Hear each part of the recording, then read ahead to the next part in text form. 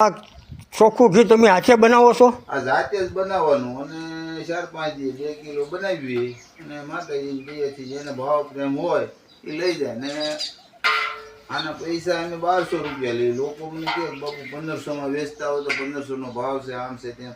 પણ મેં કીધું ભાઈ આમાં તો જો અમારે પૈસાની કોઈ જરૂર નથી, પણ આ ખાણ કૂટણ હાટું અમે આ બનાવીએ છીએ જાતે આ મહેનત કરીને, બરોબર. અને ઘણા લોકો એવું કે દૂધ તમે દઈ દેતા હોય તો દૂધ અમે વેચતા નથી, બરોબર. આ અમારે દિવેલમાં જોઈએ કે ન જોઈએ, એટલે ઘી બનાવી જુઓ. આ છે ચાર જુઓ, આ નજીક જોઈ લો, આ બની ગયું ઘી, બરોબર, ચોખ્ખું ઘી. એટલે આ માતાજી દિયેથી બનાવી છે અને જેને ભાવ પ્રેમ હોય એ લઈ જાય છે એમ. બરાબર. આવી દયા છે ગુરુ મારે.